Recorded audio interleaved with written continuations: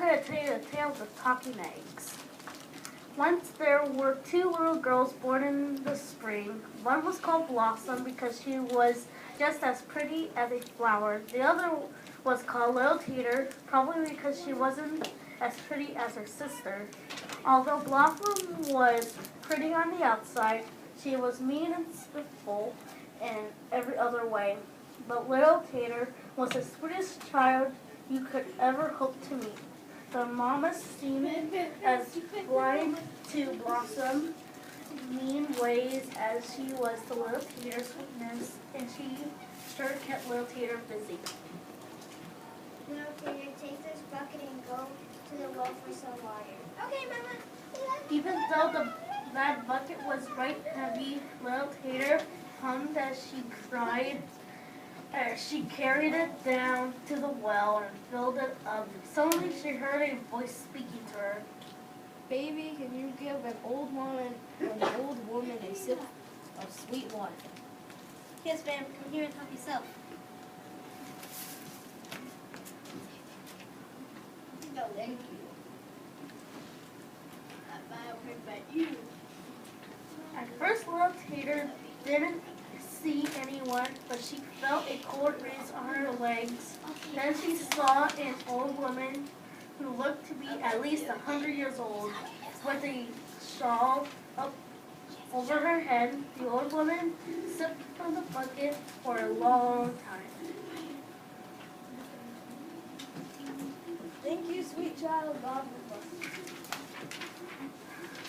The old woman left, and Little Tater went home with her bucket of water.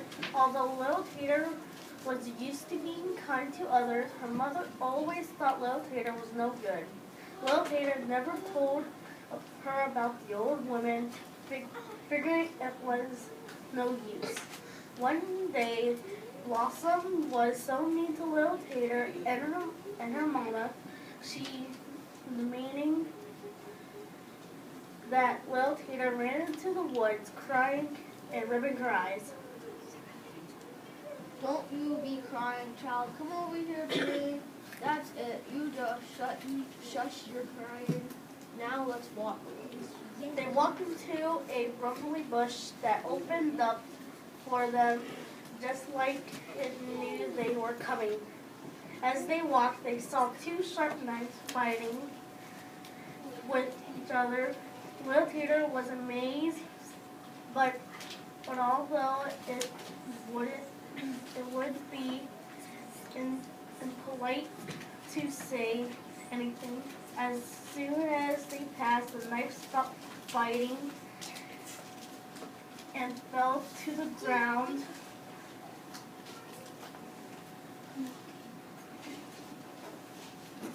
Next day, they passed the knife, saw two fighting arms, just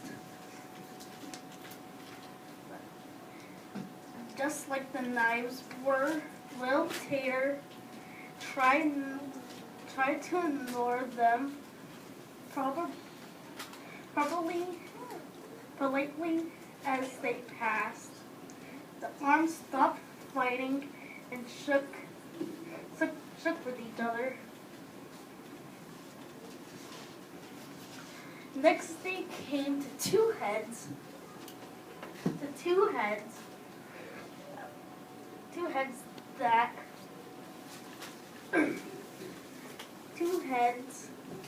shouting at each other, and once again, Little Tater Little Tater looked politely away as they passed. The heads stopped fighting, smiled at each other, and blessed Little Tater. Miss Bessie, here is my cabin here. Will you be kind enough to make a fire? Of course, ma'am. And then the old woman took off her head, put it in her lap, and began to brush her hair. But Little Tater tried not to stare and began to make the fire. Here, darling, take these bones and cook them in the pot. Yes, ma'am. Now little Tater was thoroughly hungry, but she put the bone in the pot. Soon she smelled a powerful rich stew. My back certainly does itch. Could you scratch it for me? Yes, ma'am. How does this feel? That is just. When little Tater finished scratching the old woman's back, she pulled her hand away. And it was all bloody because the old woman's back was just like broken glass. She tried not to cry, but couldn't help herself just thinking. Here, little Tater, just let me roll on that hand and it will be good again.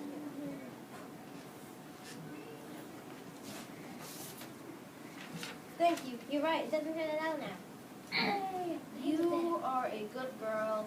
After we eat, why don't you sleep here tonight? Tomorrow things will be better at home. So little Tater slept the night peaceful as a newborn baby. She felt refreshing when she woke the next morning. Little Tater, you're a fine girl. Here is what I want you to do. Go inside the chicken house. The eggs will be crying out at you. Some say, take me, take me. Now you go ahead and take them. If some say, don't take me, you just let them be. Then head on home and throw the eggs over your shoulder one after one. Thank you again, ma'am. You've been most kind to me. Little Tater started home, and as she threw each egg over her shoulder, wonderful treasures appeared: gold, silver, pretty clothes, and even a fine bay horse that carried her home.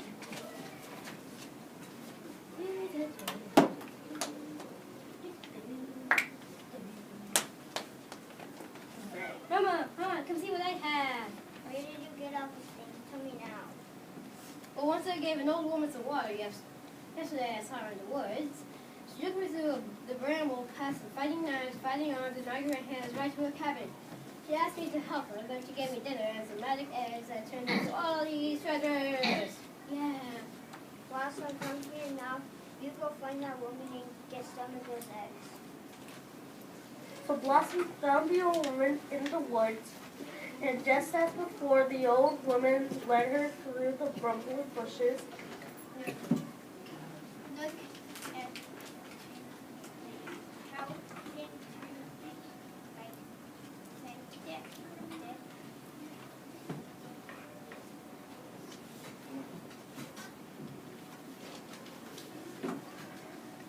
Those knives just kept fighting. Next, Blossom laughed out loud at the fighting arms.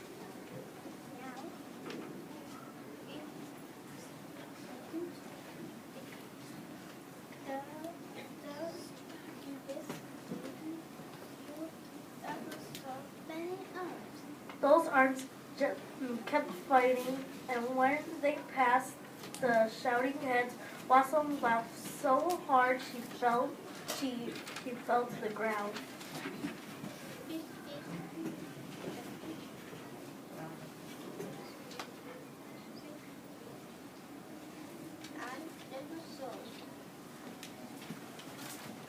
As the old woman and Blossom went on, the heads just kept shouting at each other.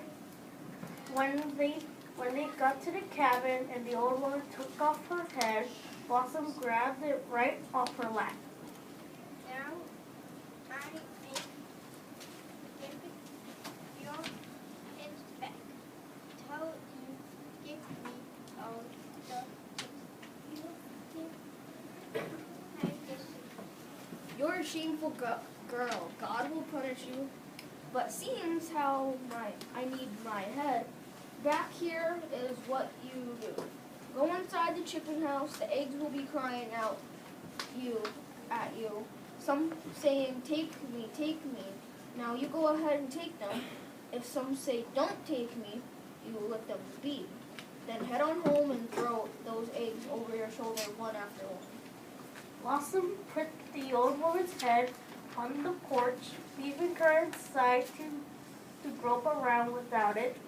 In the chicken house, all the eggs were crying out, "Take me in, don't take me." Blossom just grabbed them all and ran for home. On the way home, she started tossing them over her head, but instead of treasures, those eggs were full of snakes, frogs, and tiny wasps that snapped at her head. Instead of a fine horse, an old wolf chased her through the woods to her mama's house. That wolf was joined by his wicked friends who chased Blossom and her mama right out of the cabin. Will Tater, who had been away fetching water at the well, came back to the empty cabin and with her horse and all of her treasures waiting for her. She's been living in that house ever since, riding the horse and sharing her treasures with other sweet children. If you go looking, I bet you could find her still.